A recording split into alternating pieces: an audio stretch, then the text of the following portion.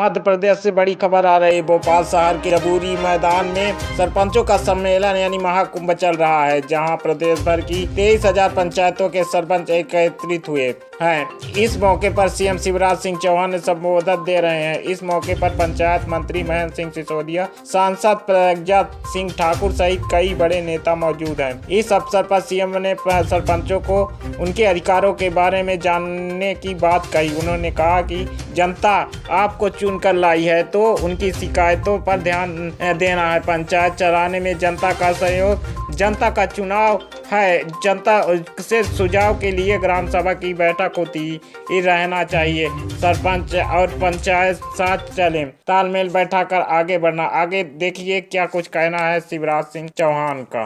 अब आप चुने हुए सरपंच है, हो सकता है कोई ने आपको वोट नहीं दिया हो। कुछ तो ऐसे हैं कि जो निर्विरोध चुन के आए हैं।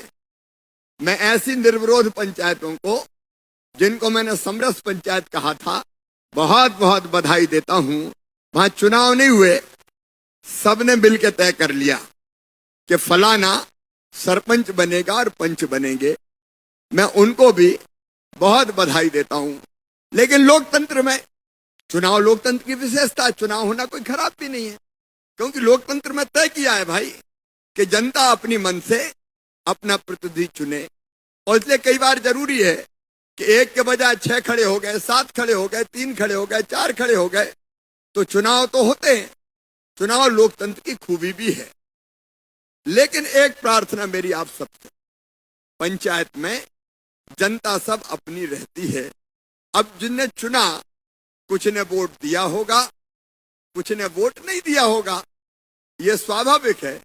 लेकिन चुनने के बाद आपके मन में यह भाव ना रहे, इसने नहीं दिया, जरा इसको तो देखता हूं। कई बार थोड़ा हो जाता है कि वोट दिया ही नहीं। देखो, अब अपने लिए बड़ी दृष्टि रखें, सबका भला करके। जिनने इस बार नहीं दिया उनका भी दिल जीत लो यार, सेवा करके। अधिकार तो सबके हैं, सेवा हमको सबको करनी है। इसलिए मन में कटुता का भाव हमारे ना रहे, तो मुझे ऐसा लगता हम और भी अच्छी और बेहतर सेवा कर पाएंगे। यह भारतीय जनता पार्टी की सरकार, अपने प्रधानमंत्री नरेंद्र मोदी जी है, उनने भी कहा सबका साथ, सबका विकास, सबका विश्वास और सबका प्रयास। तो हमारी कोशिश हो कि विकास के काम में हम सबको साथ लेकर चलने की कोशिश करें।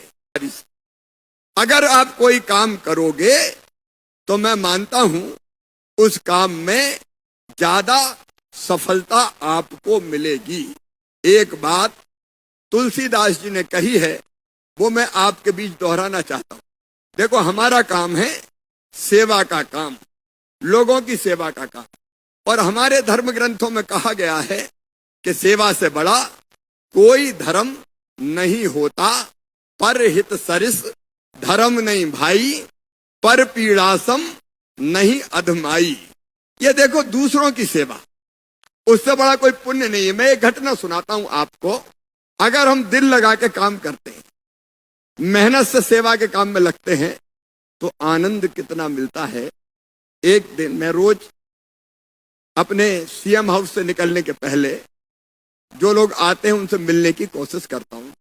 लेकिन मंगलवार को कैबिनेट की बैठक रहती, तो मंगलवार के दिन मैं थोड़ी जल्दी में रहता हूं। तो मंगलवार को एक दिन मैं निकल रहा था सीएम हाउस से, तो मेरे जो कर्मचारी थे उनने मुझे कहा कि साहब एक आदमी मिलना चाहता है। हमने कहा मंगलवार है, आज दिक्कत है, आज नहीं मिल पाएंगे। तो वो रो रहा है। तो मैंने कहा जल्दी बुलाओ, पता नहीं कौन सी ऐसी काम होगा। बुलाया जल्दी से, वो सामने आए। तो मैंने पूछा भैया बताओ जल्दी काम क्या है। तो कहने लगे मामा जी मैं तुम्हें माला पहनाना चाहता हूँ। तो मुझे थोड़ा गुस्सा आ गया कि यार माला पहनाना कोई काम है, आज कैबिनेट की बैठक है, माला पहनाने की आज जरूरत क्या है। बोल नहीं, माला तो पहनाना है। तो मैंने कहा इस काम के लिए रोका। बोले तुम मुझे नहीं पहचाने।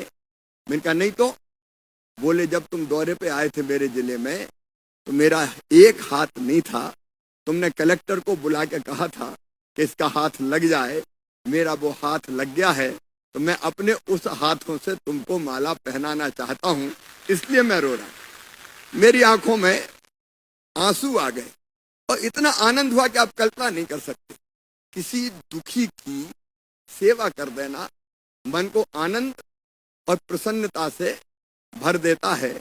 मेरे प्रिय सरपंच बहनों और भाइयों, अपना गांव गरीबी मुक्त कैसे बने, देखो सोचो, आप एक बार गंभीरता से सोचो। मैं केवल भाषण देने नहीं आया, मैं दिल में और आत्मा में मेरे जो चीज भरी है, जो भाव छुपे हैं, वो आपके सामने उड़ेलने आया हूं। गांव में गरीबी मुक्त अब कैसे होगा? देखिए, रोटी, कपड़ा, मकान, पढ़ाई, दवाई और रोजगार का इंतजाम, ये अगर हमने ढंग से कर दिया तो गांव गरीबी मुक्त होगा। अब नंबर 1, रोटी, तो राशन की व्यवस्था है, आप सब जानते हैं। आपको और ठीक से उस व्यवस्था को देखना है कि 5 किलो फ्री में राशन प्रधानमंत्री गरीब कल्याण योजना का जा रहा है और 5 किलो मुख्यमंत्री अन्नपूर्णा योजना का अन्न आता है। ये अनाज ठीक से बटे, ये हमारी लगातार कोशिश रही है। लेकिन माइक्रो लेवल पे तो आप ही देखोगे ना कि कहीं कोई गड़बड़ नहीं हो रही। अगर ये हमने ढंग से देख लिया तो एक सीमा तक अन्न की पूर्ति हो जाती है। तो आप देखोगे क्या मैं आपसे पूछ रहा हूं? सब देखेंगे। और मैंने तय किया है कि भाई देखो, वैसे अन्न हमारे यहां बंटता है, अनाज हमारे यहां बंटता है, लेकिन हमने तय किया है कि अगर अनाज के मामले में कोई ने जरा भी गड़बड़ की तो सीधे हथकड़ी लगेगी और जेल जाएगा, छोड़ेंगे नहीं किसी भी कीमत पर। लेकिन आप अपनी पंचायत में देख लोगे तो गरीबी मुक्त करने का एक बड़ा काम हो जाएगा। मैंने पहले ही कहा कि मैं और आप एक बराबर हैं।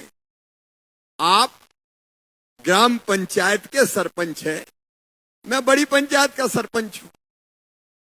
भाई, लोकतंत्र में जो बड़ी पंचायत का होता है वो बड़ी संभालता है, जो छोटी पंचायत का होता है वो छोटी पंचायत संभालता है। तो है अपन दोनों बराबर।